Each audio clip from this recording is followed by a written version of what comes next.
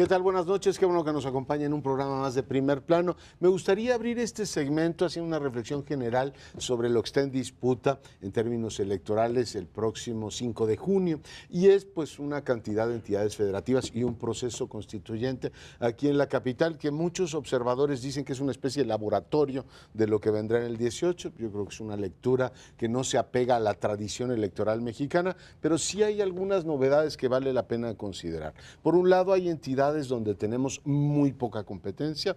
Es el caso, hoy se publica una encuesta de Sinaloa, me impresionó, hay 30 puntos de distancia entre el priista. Se supone que en Sinaloa gobernó la oposición, es decir, una coalición opositora, pero parece que el PRI resurge con gran fuerza. Algún sinaloense dice, en realidad nunca se fue el PRI, y ahora tienen este resultado, que es quizá el más abierto, el de Sinaloa según las encuestas.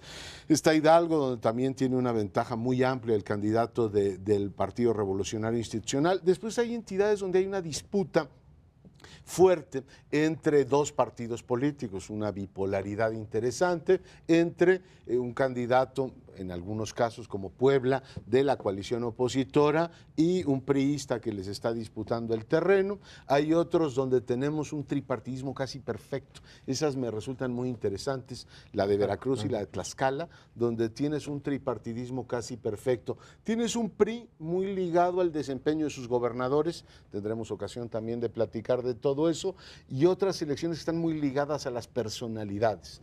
Y hay otras, finalmente pongo sobre la mesa un elemento donde el Partido de la Revolución Democrática, bueno, en realidad no son otras, es una sola, donde han podido tener una candidata competitiva con sus propias siglas, es el caso de Tlaxcala, y otras donde han ido en coalición con el PAN. Es curioso, sin embargo, ver cómo las coaliciones opositoras en algún caso son altamente competitivas y en otras tienes un crecimiento muy importante de Morena, de manera muy señalada en el caso de Veracruz, donde una tercera parte del electorado dice que sufragará por Morena, y el caso de Quintana Roo, donde también ha crecido el candidato de Morena. No ha ocurrido así en Oaxaca, donde la división entre Jara y el senador, pues son 10 puntos cada quien, están impidiendo efectivamente que el gobierno, Chidiac sea el candidato que gane, con lo cual están beneficiando Eso es Puebla, a Murat, no Oaxaca. No, ¿cómo se llama? Oaxaca, ¿no? Murat va ganando sí, con una fragmentación muy amplia de la izquierda. Pero bueno, lo dejo ahí, ¿cómo ven las cosas? Yo quería precisamente empezar comentando lo de Oaxaca porque pensé que no lo ibas a tocar. Qué bueno que lo introdujiste al final, porque es muy curioso. Oaxaca había sido tal vez la entidad que desde 2010 logró una coalición que no parecía ser solo una coalición electoral, o sea, para sacar al PRI, sino que iba a ser un gobierno de coalición en donde Cue, que era el candidato, reunía a agentes del PRI, del PAN, del PRD, de Convergencia, entonces después Movimiento Ciudadano, y donde había una expectativa de un gobierno popular que ha tenido pues un infortunado, por decirlo menos, resultado al final, y está ya anunciada bastante claramente el regreso del PRI, con Alejandro Murat, con una de las dos fuerzas priistas predominantes, que había estado confrontada con la de Ulises, era la misma, ¿no? La de Ulises Ruiz. Sí, el caso es que es Alejandro Murat el que va adelante aparentemente, no por una gran ventaja, pero todo parece indicar que va a ganar la elección. Pero ahí hay una cosa interesante, que parte de la coalición en Oaxaca era la sección 22 de la CENTE, y en realidad pues fue la que gobernó, o sea que en ese sentido una parte de la coalición gobernó o desgobernó, como se quiera decir, pero realmente era parte de la coalición que estaba apoyando a Cue, y luego se le treparon, le impusieron secretario de Educación, le impusieron hasta el final, que ya vino una ruptura. En realidad ahí se hizo lo que la CENTE quiso que se hiciera, en materia educativa, por supuesto. Pero yo lo que diría es esto: en las coaliciones lo que hemos visto en los últimos años es que en realidad los colores ya son un engaño. Intercambiables. Las siglas son intercambiables, porque podríamos preguntar en el caso de los de las coaliciones en aquella ocasión, Maloba en Sinaloa hubiera gobernado de manera distinta de haber llegado con las siglas del PRI, o Moreno Valle en Puebla, si en lugar de llegar con la coalición PAN-PRD hubiera llegado por el PRI, hubiera sido algo distinto de lo que fue. Sí digo que no, y así podemos irnos de un caso al otro. En realidad son como cambios gatopardistas lo que hemos visto en materia de... Yo quisiera tocar el caso de Chihuahua porque ahí es uno de los pocos candidatos, en todo caso, de los que pudieran ganar o de los que son competitivos, que no ha sido priista, que es Javier Corral. Porque en casi todos los otros lados vemos expriistas. En Veracruz, que también es un caso interesante, pues la coalición PAN-PRD va con Miguel Ángel Yunes, que fue secretario de gobierno ahí, por un gobierno del PRI. O sea, priista, pero además de los del viejo PRI, pues, ¿no? Porque hay de priistas a priistas, si se quiere, pero... Y Corral es uno de los pocos que tienen una militancia estrictamente panista desde el principio, pero ahí el voto está tan fragmentado porque son tantos los candidatos que con un gobierno saliente terrible, con un pésimo desempeño, con una corrupción que ha dejado el gobernador de Chihuahua actual, el voto opositor se fragmenta y ahí hay un independiente también, Barraza, que es José Luis Barraza, que no está en segundo lugar ni está en las posibilidades que tuvo el Bronco, pero sí pudiera facilitarle el triunfo al PRI. Es decir, está dividiendo el voto entre Corral, está dividido el voto entre Corral y Javier Barraza en primer lugar, luego vienen los de abajo, y ahí de ganar el PRI, como parece todo apuntar de acuerdo con las encuestas, o de mantenerse fragmentado el voto, Barraza estaría haciéndole, digamos, involuntariamente el juego al PRI, porque estaría facilitando, que es uno de los riesgos que se han señalado de los independientes incluso para el 2018, que un independiente en realidad lo que haga es fragmentar el voto y facilitarle las cosas al PRI. Eso puede ocurrir en Chihuahua. Los veo a ustedes muy enterados y hasta entusiasmados en discutir las gubernaturas. Yo me sitúo en el lado opuesto. A mí me da casi lo mismo. Parto de esta idea. En 1997 pareció abrirse un universo distinto para México. La vía electoral, las urnas, dan un vuelco fantástico, le quitan al presidente el control de la Cámara de Diputados, con lo cual se viene abajo, empieza a venirse abajo el presidencialismo tradicional. Luego en el año 2000, bueno, pues la Ciudad de México ya se une también a las entidades que ya están gobernadas por la oposición. Y luego del 2000 para acá veo a México en términos generales, políticamente hablando, más o menos igual que siempre, sin rumbo, sin ningún cambio sustantivo.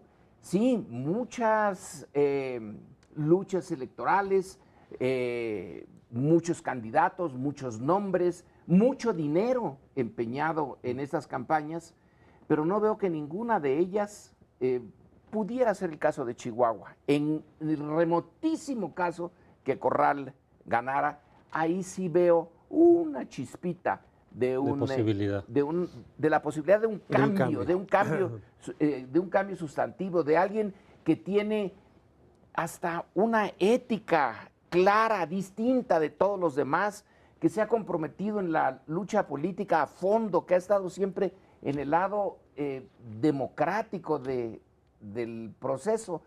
Pero en general me parece que por esa vía México va a seguir más o menos igual que donde está hoy.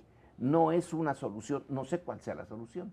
Yo estoy de acuerdo contigo, son cambios marginales, una especie de cambio de alineación en el mismo equipo, es decir, no son variantes muy importantes. Yo creo que el caso de Chihuahua sí hay un peso fuerte en el candidato Corral, y es un poco las contradicciones que ha tenido. Hace 4 meses lo oíamos decir que el PAN era punto menos que un partido dominado por sabrá Dios cuántos males, y ahora es candidato a ese partido. Entonces la gente dice, ¿en qué momento le creo a este señor? Si eran tan malos, ahora Felipe Calderón está haciendo campaña con él y recordamos lo que le dijo. Esas contradicciones a la larga en política pesan y pesan mucho. Yo regreso al tema que planteaba Paoli de Oaxaca, me parece muy interesante. O sea, Murat tiene ahora mismo, en la encuesta que publicó, cito de memoria, Ulises Beltrán, 9 puntos de ventaja. Después viene el candidato de Gabino Cue. Después vienen casi del mismo tamaño el senador Benjamín, que va por el PT, y Jara de Morena. Es decir, tienes 30 y tantos % para la opción, digamos, del gobierno, para la opción de Gabino Cue, y tienes 10 puntos en cada una de las otras fuerzas políticas.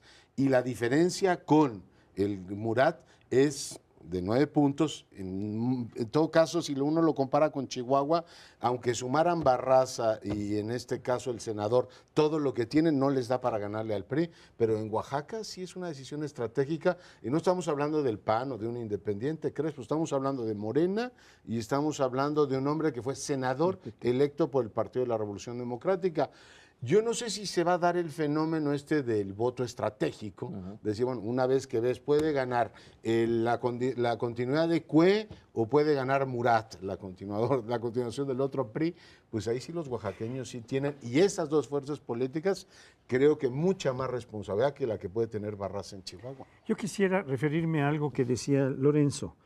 Dice, los veo muy entusiasmados con el análisis de lo que está pasando. La verdad, Lorenzo, yo por lo menos hablo por mí nada más, sí estoy entusiasmado permanentemente con el análisis, porque pues a eso me dedico después de muchos años de hacer otras cosas. No de los resultados que uno encuentra en el análisis. Para volver al caso Sinaloa, cuando Maloba, 2 días antes de ser priista, se pasa a ser el titular de una coalición de oposición, todo el mundo tiene una expectativa de que aquello iba a salir.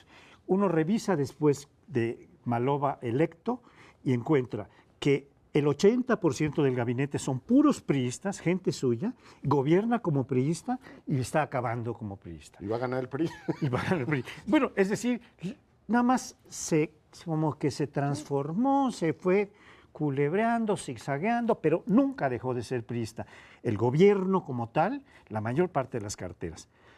Yendo al caso ahora de Chihuahua, que es totalmente distinto, sí me gustaría decir que sí ha habido, pues no vaivenes de Corral. Yo creo que Corral es un hombre íntegro, valioso, pero creo que ha habido vaivenes de las fuerzas que ven que él puede ser el único candidato en Chihuahua, de las fuerzas que están en el PAN o en torno del PAN, incluyendo al PRD, que en este caso todavía no ha acabado la decisión de aliarse con el PAN para esta candidatura, pero está a punto de helarse. Y también de que el PAN ha ido, con todo, fue el jefe del PAN, el actual Anaya, fue, como ya decía Leonardo, fue Calderón y Margarita a hacer campaña con Corral, después de todo el agarrón que se dieron públicamente, pero lo que están diciendo es, bueno, vamos a posponer nuestras diferencias y vamos a ver si tenemos una oportunidad ahora que se abre una alternativa. Entonces, hay cosas interesantes, a pesar de que en general es la misma gata revolcada. Yo creo que estamos todos de acuerdo en eso, que en realidad lo que hemos visto desde que se empezó a dar la alternancia a nivel estatal, luego a nivel federal también, pero se han dado muchas alternancias en diferentes partes del país y es un juego de espejos porque efectivamente no hemos visto cambios.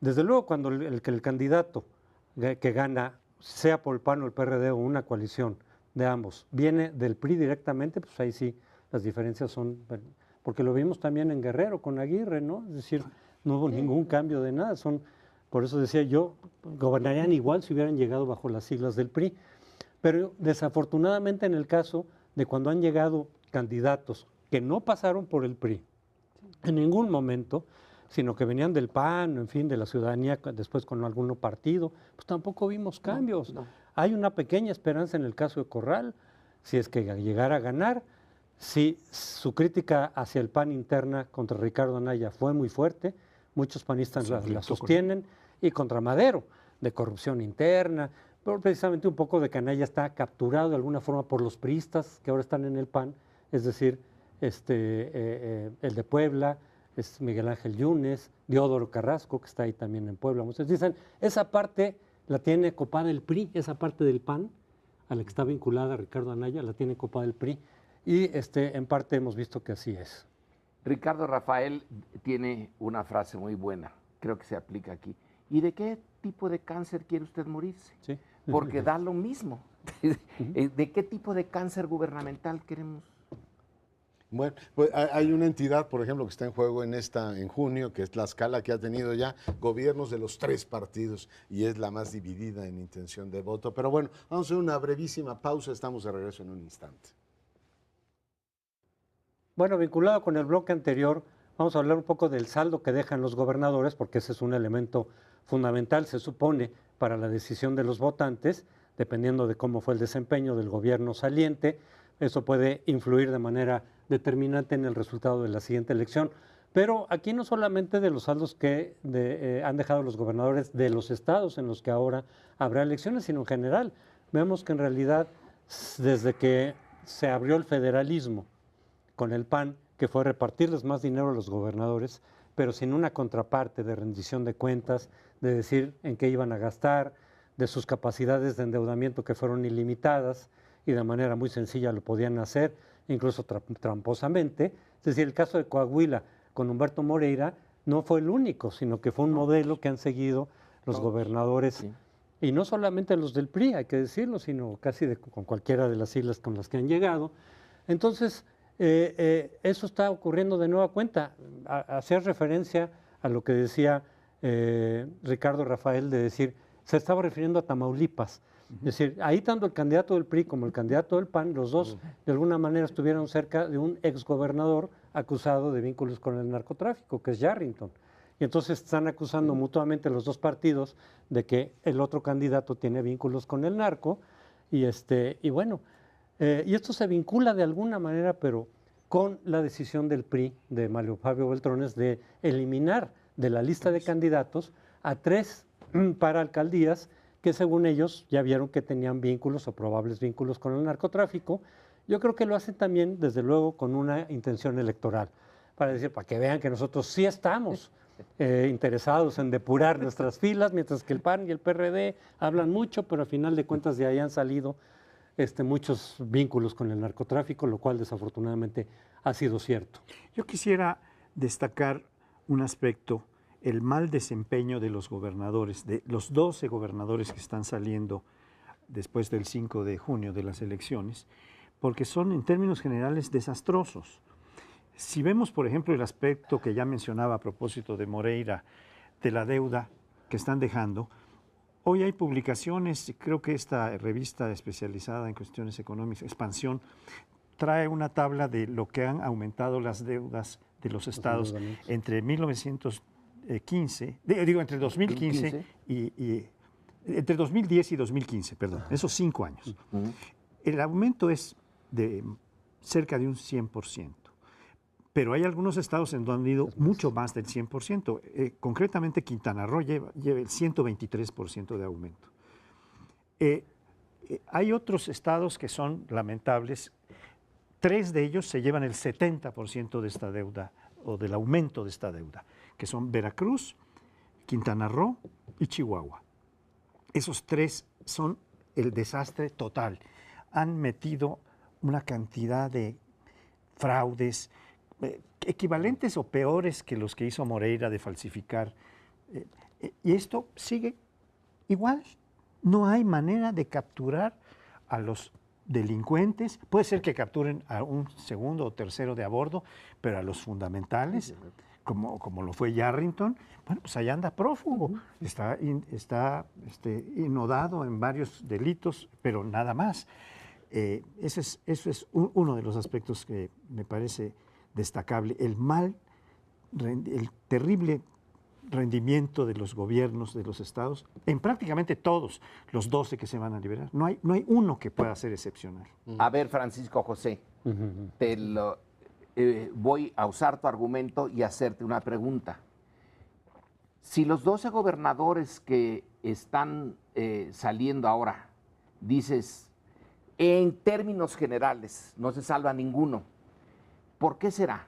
¿Será que tuvimos mala suerte y llegaron 12 personajes entre corruptos e ineptos? ¿O es el sistema? ¿O es el sistema porque 12 al hilo de 32 fracasan, entonces no son los gobernadores? Entonces detrás de eso está el sistema, algo está muy... Minando y la posibilidad de la democracia, la capacidad de la democracia. Quiere decir que cambiémoslos a los 12, los vamos a cambiar. y no va a pasar nada. Y tengo la impresión de que vas a decir lo mismo dentro de 6 años si estamos en un programa como este. Los 12 gobernadores nos salieron echados a perder, nos salieron güeros. Supongamos, espero yo todavía, le queda un pizcachita de esperanza de que en Chihuahua Corral pudiera salir y no hiciera un desastre. Pero en términos generales, eso que dijiste nos lleva a preguntarnos si el sistema que tenemos es el responsable de esto. Y entonces cambiemos los gobernadores que cambiemos, vamos a seguir teniendo el mismo resultado. Es una propuesta. Yo creo que debe ser muy cercana a la realidad, aunque yo veo variaciones en el margen. Hay entidades federativas donde no ha habido alternancia.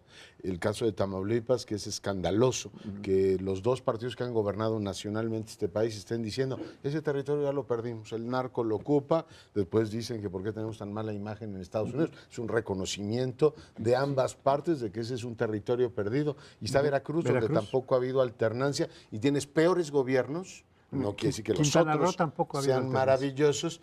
Quintana Roo aparece, por ejemplo, en el índice global de impunidad que publicó la Universidad de las Américas Puebla en el primer lugar. Entonces tú dices, bueno, sí podemos tener, digamos, un sistema que no opera ciertas variantes en el margen, ¿no? Ahí donde no ha habido alternancia tienes peores gobiernos. O sea, este discurso del PRI, necesitamos un gobierno fuerte y tal, resulta que te da peores gobiernos o desempeño en los principales ámbitos del ejercicio gubernamental. Pienso desde el manejo de las finanzas públicas hasta seguridad pública. En Veracruz el candidato del PRI está haciendo campaña diciendo que venga la gendarmería.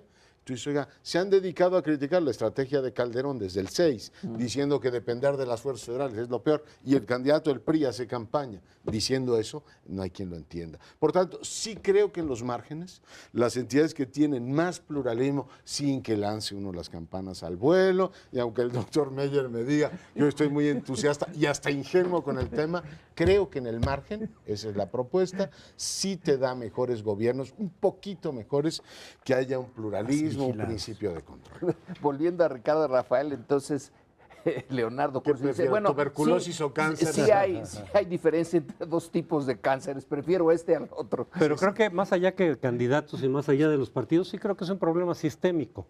Es decir, pensábamos que efectivamente el pluralismo y la alternancia iba a ayudar en mucho mayor medida a combatir la corrupción, a tener más eficacia, desde luego terminar con la impunidad, y eso es lo que no ocurrió. Pero ya hace como 15 Entonces, años que no creemos eso. Bueno, es cuando empezó justamente la alternancia, desde 89, y ya había todavía la esperanza de que ocurriera a nivel federal. Pero quiero decir una cosa, el problema es sistémico, pero yo sí quiero en la cuestión de los gobernadores y del federalismo, que en realidad en México cada vez que se descentraliza el poder político, más que federalismo tenemos feudalismo, se ha dicho muchas veces. Bueno, en los albores de la alternancia en la presidencial en el 2000, yo recuerdo que con mucha claridad y en muchos artículos y muchos escritos, Carlos Castillo Peraza advertía eso.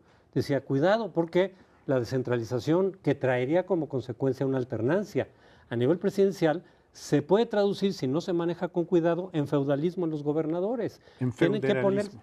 sí, tienen que ponerles controles, tienen que ponerles mecanismos. Y Fox parece que en varios foros de la campaña de Fox se dijo eso, no solamente ya Castillo Peraza, sino que muchos recogían y decir, si les vas a dar dinero a los gobernadores para fomentar el federalismo, tienes que ponerle controles, tienes que poner mecanismos de rendición de cuentas. Y Fox parece que le entraba por un lado y salía por el otro, porque francamente no oyó ninguno de esos consejos. Y ocurrió lo que ocurrió efectivamente. Eso se está tratando un poco de subsanar con leyes para que se haga un poco más obligatorio, pero no acaban de salir en el Congreso de la manera en que deben de salir para que realmente haya controles sobre los gobernadores, sobre el dinero que ellos manejen, con límites al endeudamiento. O sea, estamos otra vez actuando después del niño ahogado, cuando ya había la prevención en todo caso, no solo de Castillo Peraza, sino de varios, diciendo aguas ahí porque ahí se va a dar un fenómeno de abuso del poder de los gobernadores.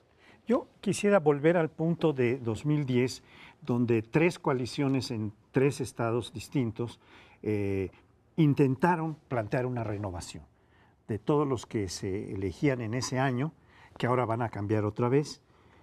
Y tenemos que los resultados son bastante malos de estas coaliciones, que habían despertado una cierta expectativa. Vuélvelas a decir, son Oaxaca. Son Oaxaca, Sinaloa y Puebla. Hice un trabajo hace poco que está publicado, lo pueden ver en internet, sobre los 25 años de las coaliciones en México. Y a partir de 2010 parecía que iban a empezar a dar resultado. Ya ningún partido podía por sí solo, ni el PRI, que está aliado con el Verde desde entonces y desde antes, y después ahora se ha aliado con Nueva Alianza. Pero lo que están mostrando es que hay una variación o revolcamiento de colores, los que se van pasando de uno a otro, y las cosas siguen igual. Por eso la respuesta que podría dar a la terrible interrogante que planteaste es, efectivamente, este es un asunto sistémico. Hay algo que está en la base. Hay una frase terrible hoy de Silva Herzog en su artículo que dice que la base del pluralismo político es la corrupción. Yo rompo una lanza nuevamente por las diferencias, aunque efectivamente la defensa en el margen sea difícil, pero lo hago. A ver, en Puebla gobernó el gobernador Precioso. O sea, hoy está terminando Moreno Valle y se podrá decir lo que quieran de Moreno Valle y tiene muchísimos excesos, pero yo sí veo una diferencia entre el gobernador Precioso y Moreno Valle. Mariano González Arur del PRI está terminando de gobernar Tlaxcala y no se ve en el escándalo. Gabino Cue está terminando de gobernar Oaxaca y no se ve en el escándalo que se fueron Ulises Ruiz y el papá del ahora candidato. Es decir, el deterioro ético y en muchos sentidos institucional que dejaron gobiernos anteriores comparados con estos, subrayo, sin echar campanas al vuelo y decir tenemos niveles de gobernabilidad amplios, sí veo una diferencia, si no cromática, compañeros, sí por lo menos de matiz, que subrayo y defiendo. Eso, vuelvo a romper la lanza por ello. Muy bien, don Leonardo. Ahora mi respuesta sería, tal cantidad de esfuerzo que se hizo para el cambio y el resultado es, veo una diferencia de matiz. Parto de los iba yo mi respuesta, doctor, es, tiene usted razón. A pronunciar algo que no se debe de decir en televisión, pero vamos a... Lo que invertimos en esperanzas de la población. Como los españoles, joder, tanto esfuerzo para tan poco. Para una micra de avance. Quiere decir que para cuando este país se convierta en algo aceptable, tendríamos que haber hecho un esfuerzo casi históricamente inconcebible, porque vamos avanzando a micras. Concedido el argumento. Sí, yo creo que es un parto de los montes, efectivamente, lo que hemos tenido en México, con el esfuerzo, el dinero, en fin, las expectativas que se generaron. Pero yo volvería, sí es cierto, puede haber diferencias, algunas diferencias entre un gobernador y otro. Por eso podíamos encontrarlo también cuando se sustituían en el PRI. Habían peores gobernadores del PRI que otros que seguían. Pero mi pregunta, yo la sigo poniendo, es, ¿hubiera gobernado de otra manera Moreno Valle de haber llegado con las siglas del PRI? ¿O Aguirre en Guerrero? ¿O Maloba en Sinaloa? Etcétera. No, es decir, en realidad creo que la diferencia de partidos y de siglas es simbólica. Pero regresamos al próximo segmento. Una cosa es cierta, por lo menos a través de las encuestas. El público mexicano está harto de la corrupción, está absolutamente consciente de que esto está filtrado en todos los niveles de la sociedad y no solamente el mexicano.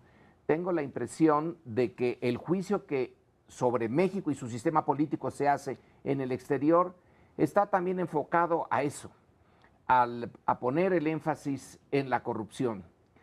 Pero no se ve nada en el horizonte inmediato que nos diga que esto se va a transformar. Tomemos nada más las noticias que están saliendo el día de hoy en la prensa y no nada más en el gobierno, pero todas giran alrededor del uso del poder para fines personales. Tomemos el caso de Televisa, en donde hay una acusación anónima que se presenta a las autoridades norteamericanas sobre cómo la información que tienen sus noticieros en realidad son infomerciales. Se paga desde los estados para aparecer en los noticieros. Esa es una. Está el caso de los Yunes en Veracruz. discutiendo por teléfono que si se compra un departamento o una propiedad de 50 millones de dólares en la avenida 35 o antes en la 55, pues, en fin, ahí van las cosas. Está lo de Tamaulipas, que si Cabeza de Vaca, el candidato opositor, está implicado porque un testigo protegido en Estados Unidos se protegió para que no lo maten en Tamaulipas. Entonces ya dice que, bueno, pues él era parte de la red de corrupción y podemos seguirle. El punto es este. A ver, en México la corrupción es, para usar una cosa muy sobada, ¿es el cáncer del sistema o es el sostén del sistema? Es el cemento. Y sin la corrupción, entonces esto no se entendería. Pues yo creo que sí, que en parte es eso. Hoy, por ejemplo, en primera plana en Reforma viene otro tipo de corrupción que es muy común, pagar mucho más por algo que vale mucho menos. 100 y pico de camiones de volteo o algo así. De basura. De volteo para tirar la basura, sí. Los compraron en un 39% más caros que lo que estaban en el mercado. Ese 39% pues fue el moche. Algunos bolsillos, ese sí, es una corrupción democrática porque se va distribuyendo cada vez más, ¿no? Y ya está en la base de la sociedad y desde luego en la cúpula en todo su esplendor. Esto es algo terrible porque no veo la manera de sacar adelante un programa anticorrupción como el que se acaba de posponer. Este sistema anticorrupción que se venía anunciando, bueno, pues resulta que finalmente no voló y que quedaron allí, pues vamos a ver hasta cuándo convocan el periodo de sesiones extraordinario, porque en principio habían declarado su verdad, que era después de las elecciones, ¿no? Como si la corrupción dependiera en alguna medida de las elecciones y no fuera una cosa que hay que perseguir, que hay que combatir, que hay que atacar desde el momento que se pueda, lo antes posible. No, pues por lo visto se van a salir con la suya y después la van a ir rebajando como todo lo que se va rebajando. Hacen una propuesta a nivel constitucional que después se reduce a nivel de los proyectos de ley, de las leyes, de los reglamentos y de las acciones de la autoridad. Y así vamos a ir. Y además lo van posponiendo. Es como una posposición de la deuda, ¿no? Que se pactan nuevos plazos para la corrupción. Con un aumento del interés. Yo creo, siguiendo tu metáfora orgánica, que sí, durante muchos años le permitió al cuerpo, es decir, la estructura, la forma en que estaba organizada la vida política y social de este país, se arreglaba todo con dinero. Algún político dijo, en política lo que se arregla con dinero sale barato, y una buena parte del entendimiento entre gobierno y empresario se basaba en, tú déjame hacer lo que yo tenga que hacer y yo te doy a ti las cantidades de dinero o la obra pública que quieras, o te protejo el mercado para que tú vendas, por ejemplo, no sé, papas 2 veces más caras que las que nos venden en Estados Unidos. Pero hoy tiene 3 síntomas que claramente pues, muestran que el cuerpo está colapsado. La primera es que pues este país hizo una serie de reformas, según esto, para atraer inversión, y resulta que la inversión no llega. Y Etty Kearney dice hace algunos días que bajamos al lugar número 16, si no me falla la memoria. O sea, estamos peor que Brasil en plena crisis política, y el tema principal es, pues usted tendrá nuevas reglas para abrir el sector, pero sigue habiendo la misma corrupción. Por consiguiente, los que ya juegan dentro saben cómo funciona eso, ¿no? Los de OHL y compañía, pero los nuevos inversores te dicen, pues yo aquí entro a eso. O sea, entro a un casino donde ya sé que me van a estafar. Segundo, el prestigio de México en el exterior. Es decir, no hay manera de que nos quitemos esa imagen de un país en el cual todo se arregla con dinero, desde que se fugue un delincuente peligroso de una cárcel y lo tengas que mandar a la frontera hasta lo que uno puede imaginar. Y lo tercero es que ni la economía funciona y nos estamos ahogando. Es decir, no solamente hemos visto que este sistema de verificentros en el centro del país ha quedado pues, completamente disfuncional por la corrupción. Tú puedes poner la norma que te dé la gana, pero si hay corrupción, pues resulta que estamos respirando, y ahí va a decir una majadería, todo es lo mismo. Pero peor se las pongo. En el momento en el que dicen, ¿y cuál es la solución para evitar que los verificentros nos sigan, a través de la corrupción, haciendo respirar aire envenenado? Vamos a poner unos, no sé si lo vieron, lo publicó Excelsior, unos detectores de contaminación. y lo primero que encuentran es, el que propone eso es un exfuncionario de la Secretaría de Medio Ambiente de la capital. Dicen, oiga, quieren hacer negocio hasta con los problemas. Y pues, naturalmente todo esto, por esos tres elementos, yo creo que la corrupción en este país ya lo ha postrado. Y estamos entrando en una situación como de quiebra, no solamente económica, porque el país no crece, sino esta sensación de que incluso las propuestas de solución están envenenadas. Volviendo un poco a lo de la ley anticorrupción que no salió en los tiempos que debió haber salido y que no saben ahora cuándo la van a retomar, es que ahí se conjuntaron dos elementos contradictorios. Por un lado, ninguno de los partidos, no solamente el PRI y el Verde, tampoco los otros partidos quieren entrarle a fondo. Dicen que sí, pero a la mera hora, porque decían, el coordinador de la bancada priista decía, pues ellos hubieran podido sacarlo porque tienen mayoría. El PRI y el Verde no tienen mayoría en el Senado, en la Cámara Baja sí, o sea que de haberlo querido sacar, lo sacan, pero resulta que hay unos legisladores, senadores de otros partidos que tampoco le quieren entrar a lo del 3x3 y esas medidas. Entonces, no es nomás los priistas o los verdes los que no quieren sacarla como se está planteando. Pero por otro lado, entonces es que nadie quiere realmente ser vigilado de los políticos, más allá de los partidos, realmente a fondo no se quieren ir. Oportunidades han tenido donde han gobernado, por lo menos los tres principales partidos, y no vemos que se vayan a fondo. Y por otro lado se cruza la elección, que ese sí es su principal interés. De los partidos, el peor interés que tienen es que los vigilen y les limiten las posibilidades de corrupción. En cambio, la lucha por el poder, ese es el motivo fundamental de los partidos, es su razón de ser. La pugna electoral para alcanzar los presupuestos y entonces hacer uso precisamente de ellos para el enriquecimiento de quienes lleguen al poder en ese momento. Se cruzaron las dos y entonces incluso hay un uso electoral de que quién paró la ley y quién no, y mejor lo dejamos hasta después. Ya nadie les cree. Al final de cuentas, no se ve que ningún partido tenga a fondo el interés de entrarle a esa ley, por lo menos. Bueno, y entonces, ¿cuál es la solución?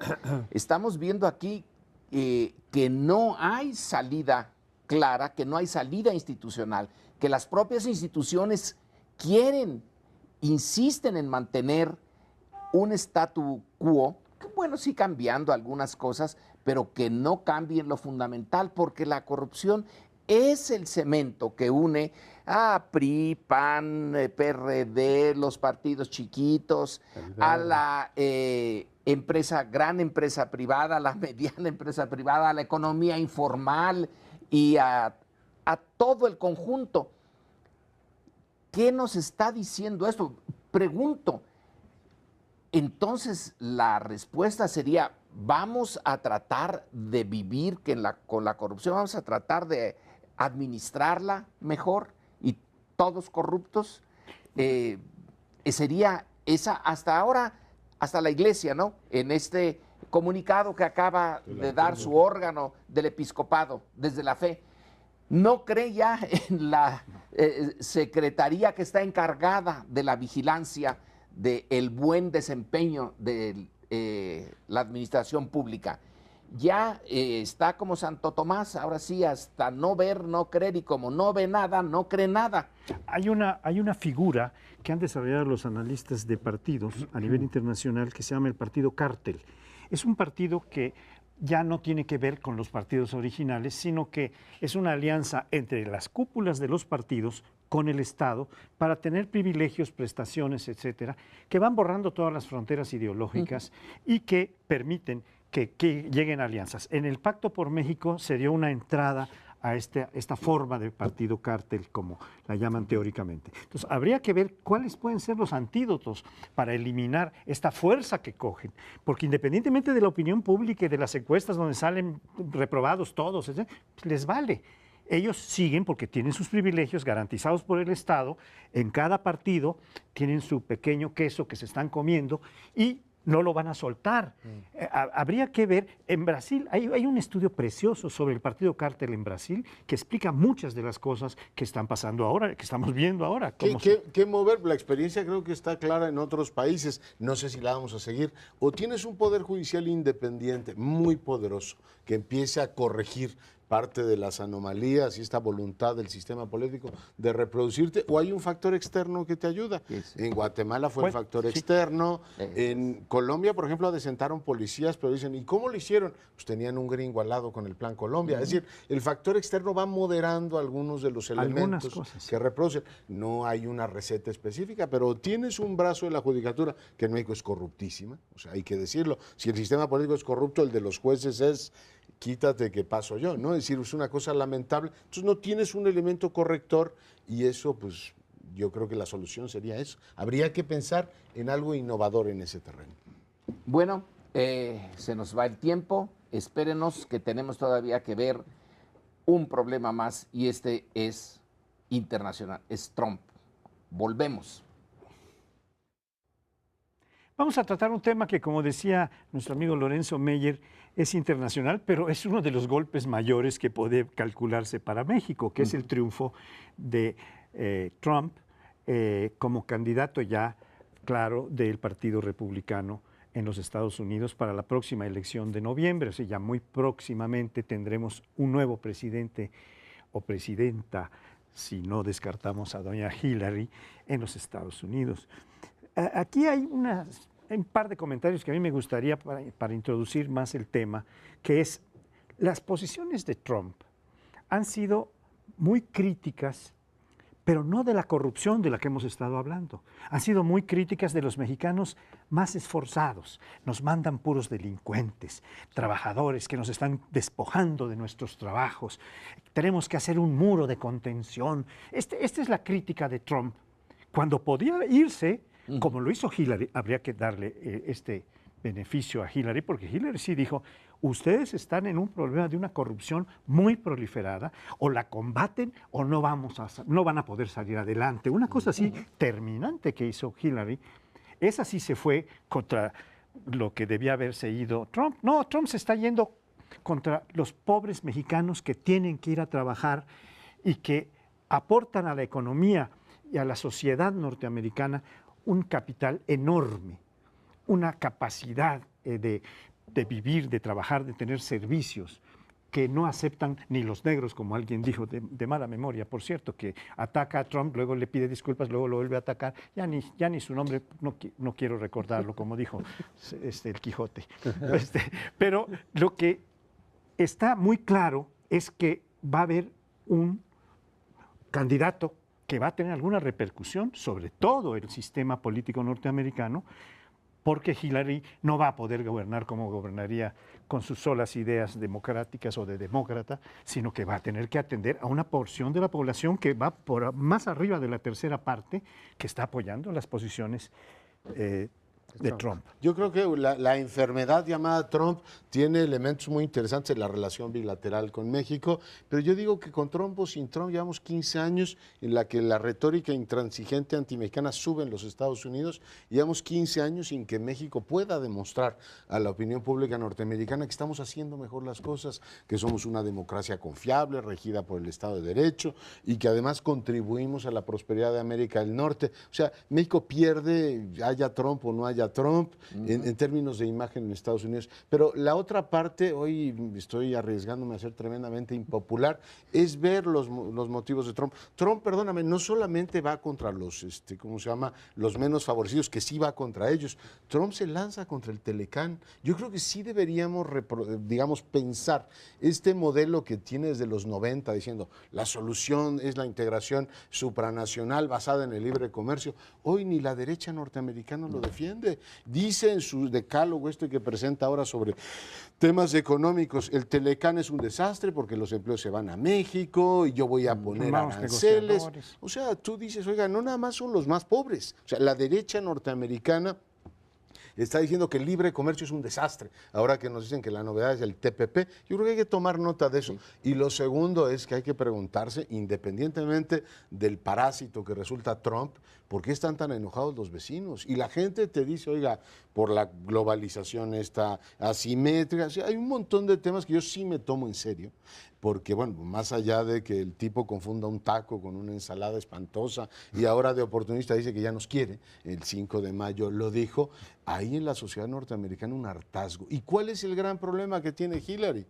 pues que tiene que defender el statu quo. Es decir, a partir de ahora, o sea, tú tienes, igual que el nuestro está cansado con la corrupción, el pueblo norteamericano está harto de los Bush, de todos esos mentirosos que durante años los han llevado a guerra, los han arruinado económicamente. En consecuencia, veo a Trump como lo que es, un personaje patético, pero veo una enfermedad gravísima, no solo de la sociedad norteamericana. Ya no me alargo para dejarlos hablar, pero ahí tienes el Brexit, ahí tienes el avance de la extrema derecha en buena parte de los países europeos. Es que ahora pues ha fluido la molestia por ahí. En fin, yo lo veo como algo francamente preocupante. Vamos a ver, Trump se va contra los más débiles, que en este caso son los mexicanos, en dos aspectos, como tú dijiste. Uno, los indocumentados. Son los débiles de los débiles y contra ellos todo no se pueden defender. Otro es contra los débiles en México, porque pone nombres y apellidos. Carrier, ustedes fabrican aparatos para aire acondicionado, etcétera. Están pagando 7 veces menos en México que lo que pagan aquí. Entonces, los queremos de regreso. Esos pobres mexicanos que están aceptando esos salarios, que se amuelen. Pero hay otra parte de Estado que Trump pone y que acaba de señalarlo de una manera bien clara. Los ricos en Estados Unidos tienen que pagar más impuestos, cosa que no han hecho nunca los republicanos. Ahora él dice, sí, me voy contra los pobres de los pobres y en el exterior contra los mexicanos y los chinos y todo lo demás que tienen mano de obra barata. Migrantes. Pero para tener mi base política, que son los pobres norteamericanos, los blancos pobres norteamericanos, entonces también me voy a ir contra los ricos blancos norteamericanos y les digo, tienen que pagar más impuestos. Esa no es nada sencillo, Trump.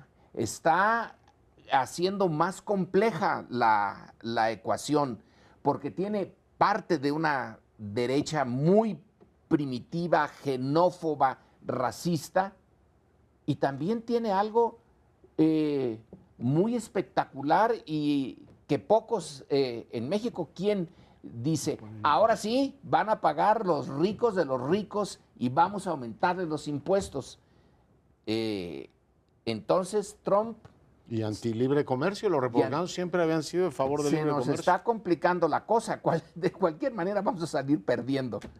Aunque eso, el poner estas posiciones así, más complicadas, también puede complicarle a él el triunfo, porque al dividir y fragmentar el electorado, generalmente las elecciones son para polarizar y simplificar los temas. Y entonces captas el electorado con un volumen más suficiente amplio para que te pueda más amplio. Si te pones muy sofisticado a estos de aquí y estos de allá, podrías eventualmente dividir su propio electorado, que esa sería una esperanza que tendríamos muchos de que no pueda llegar Trump al poder, lo cual ya nadie está diciendo que no pueda llegar. Es decir, se pasaron de decir, ay, eso es un pobre fantoche, payaso, no hay que tomarlo en serio, ya es virtualmente candidato del Partido Republicano. Quienes por lo menos en México hacían el análisis de que no tenía una posibilidad y dicen, mira, pues todavía se ve difícil que vaya a ganar la presidencia, pero ya no lo puedes descartar, precisamente porque se combinan muchas cosas que no se sabe. El electorado está cansado, pero también, por otro lado, de lo que fue los gobiernos de Obama. Porque decía, están cansados de Bush y demás, pero son también extremistas y luego se cansan de un gobierno. Tiene que defender el statu quo. Así es, exactamente. De un gobierno que lo vieron medio débil y ahora viene alguien como Trump, que también parece representar mayor fuerza frente al peligro extranjero, porque también son los musulmanes, hay que recordar. Como una recapitulación de lo que ustedes han dicho, me parece que ahora Trump está ya en el camino, desde que se sentó a comer un platillo mexicano, llamáralo como lo llamara y decir que sí le caemos bien los mexicanos, está en un camino de redefinición. Va a buscar un candidato vicepresidencial que balancee sus posiciones y lo haga más sensato, menos antiinmigrante, menos varias cosas, porque quiere captar el voto más amplio, como bien decía José Antonio. También está otra reconsideración que va a hacer Trump. Yo creo que lo del Tratado de Libre Comercio, él puede estar en contra visceralmente, pero no va a irse a fondo en esto porque los intereses que afectaría en Estados Unidos. Y en tercer lugar, esto de estar en contra de una posición de 100 años de los republicanos, que es no aumentar los impuestos, reducirlos todo lo que se pueda. Esta es una variante sustantiva que le va a traer unas contradicciones, porque el apoyo de los republicanos en dinero de los grandotes, eso es algo que se le va a cancelar con esta declaración de que les va a subir los impuestos. Entonces, antes de que me los subas, papacito, yo te voy a dejar de colaborar para que tú tengas un éxito. No lo va a hacer Pauli, pero la retórica está ahí. O sea, el tipo está incómodo con una buena parte de la base ideológica del Partido Republicano con el Tratado de Libre Comercio. Dice, México está beneficiado. Y aquí nos fijamos mucho en eso. Para los chinos los ha puesto a parir. Y a los europeos los ha llamado gorrones y dice, estoy cansado de estarle pagando efectivamente la seguridad de los europeos. Yo creo que un fantasma recorre el mundo y le llaman Putrompen, que es Putin, Trump y Le Pen. O sea, las tres reacciones de los líderes políticos es ultranacionalistas, defender efectivamente su espacio de reproducción de poder político y ser absolutamente excluyentes del entorno que tenemos, y son lo suficientemente preocupantes para que lo subraye. Mucho cuidado con el putrumpenismo. Y justo cuando nosotros ya desmantelamos desde antes todo vestigio de nacionalismo, ya era nuestra gran carta. Vamos a dejar el nacionalismo, que ya pasó a la historia, no sean ridículos, eso del nacionalismo revolucionario fuera. Bueno, ahora se nos viene encima. Pues nos vamos a tener que despedir, aunque la historia sigue y nosotros montados en la ola de la historia estamos aquí en el análisis. No nos deje de ver la próxima semana en Primer Plano. Muy buenas noches.